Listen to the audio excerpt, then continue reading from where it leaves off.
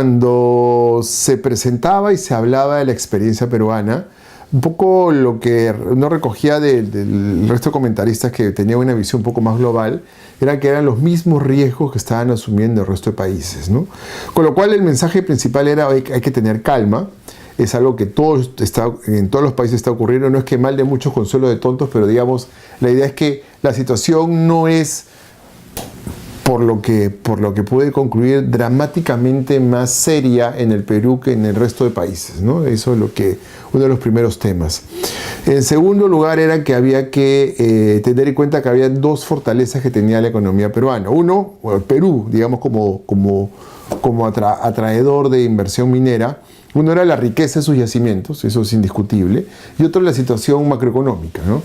Que había cierta conflictividad social, es cierto, que el panorama electoral que viene el próximo año también puede afectar, pero que en todo caso era posible desarrollar proyectos mineros dentro de este contexto, ¿no? Lo primero que sufre es la exploración, ¿no? Porque la exploración puede ser muy riesgosa y con las actuales circunstancias no hay posibilidad de que esta etapa de exploración en la cual se dedica muchas de las junior después las pueda vender a empresas más grandes, lo cual genera un efecto de desaceleración del producto en el tiempo, porque al haber menos proyectos de exploración, al haber menos exploración ahora, van a haber menos proyectos en el futuro y por tanto va a tomar todavía tiempo empezar a desarrollar, ¿no? Entonces, sí, hay un problema con las junior definitivamente, pero si uno ve los precios, en verdad hay una caída, es cierto, pero todavía los precios siguen siendo en promedio mayores de los que eran hace 15 años, ¿no? Entonces, en términos reales, todavía sigue siendo mayores. Y hay que tener también una diferenciación, ¿no? Porque una cosa es cobre, otra cosa es oro, otra cosa es plata, ¿no? Entonces hay que tomar en cuenta que hay,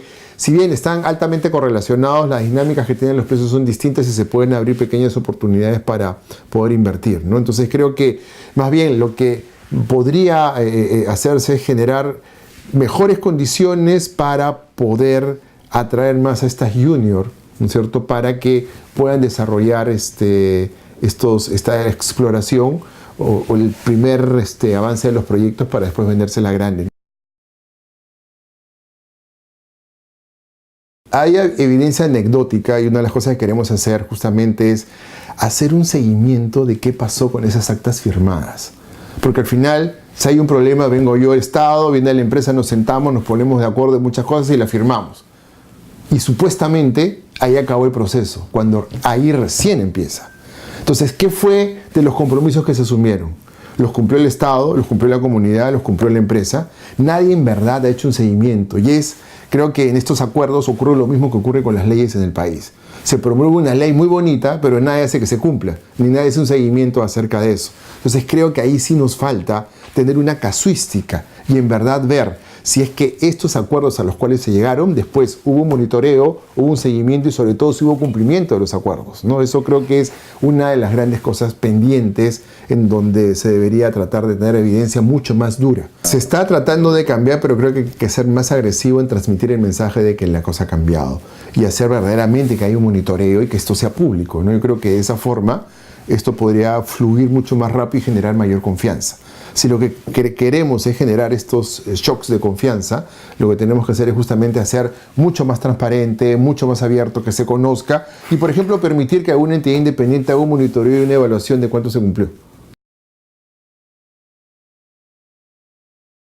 Ahí sí la situación es mucho más complicada porque la situación está polarizada, ¿no?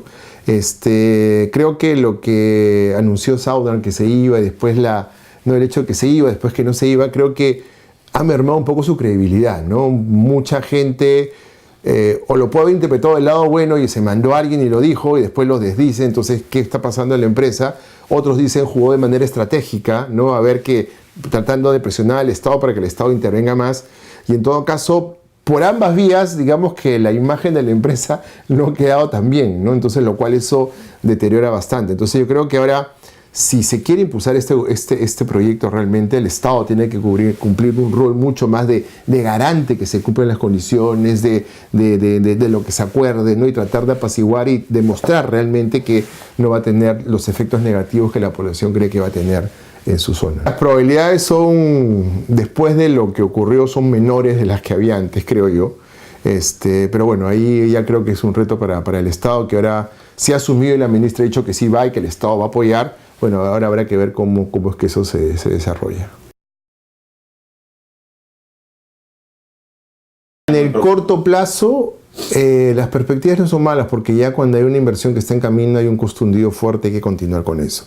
Entonces está este tema de Antamina que está en plan de operaciones, está el tema de Constancia, ¿no?, que también debe entrar, el tema de Toromocho, ya Las Bambas va a ser para el siguiente año. En general la minería va a tener un mejor desempeño que el año pasado, los sectores primarios. ¿Por qué?